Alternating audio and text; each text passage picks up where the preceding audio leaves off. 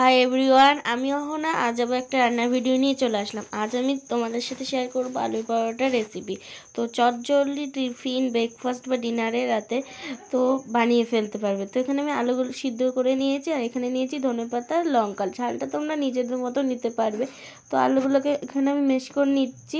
দেন কড়াইয়ে দিয়ে দেবো তেলের মধ্যে দেবো শুকনো লঙ্কা, জিরে ফোড়ন। তারপর আগে থেকে মেশ করে রাখা আলুগুলো দিয়ে দেবো।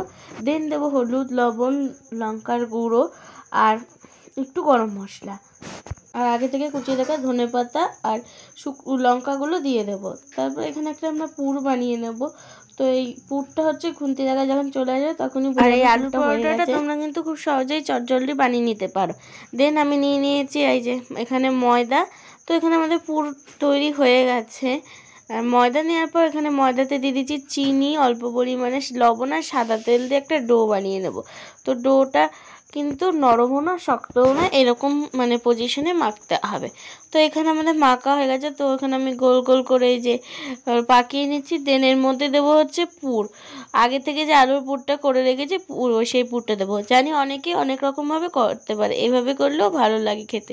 তো এটা এই রেসিপিটা তোমরা ট্রাই করে দেখতে পারো। তো এই যেখানে আমি পুরগুলোকে এখন ঢুকিয়ে নেবো, যেমন সেম পজিশন, যেমন আমরা মোমো তৈরি করি সেম ওই একইভাবেই এটাকে করব। তো এই আলু পরোটা করতে গেলে পরোটাটাকে কোনো তেল দিয়ে বেলতে হবে না, হলো এখানে ময়দা দিয়েই বেলতে হয়। তো ময়দা দিয়ে বেলে নিচ্ছি। দেখো তোমরা আর যেগুলো আছে সেগুলো তৈরি করে নিচ্ছি। তো এখানে আমার এই যে পুর ভরা হয়ে গেছে, আমি এটাকে ময়দা দিয়ে এখন বেলে নিচ্ছি। তো যখনই ভাজবো তখন অল্প পরিমাণে প্রথমে কড়াইয়ে তেল দিয়ে নেব, তারপরে আস্তে আস্তে তেল দেবো। তো এখানে আমি এখন ভেজে নিচ্ছি। আর দেখো কোটিংটা কত সুন্দর এসেছে, যে চারিদিকে আলুগুলো পুরটা ছড়িয়েছে। তো দেন তারপরে এই যে ভাজাও হয়ে গেল। আর দেখো চারিদিকে কিন্তু বোঝাই যাচ্ছে যে আলুর পুরটা কতটা ছড়িয়ে গেছে।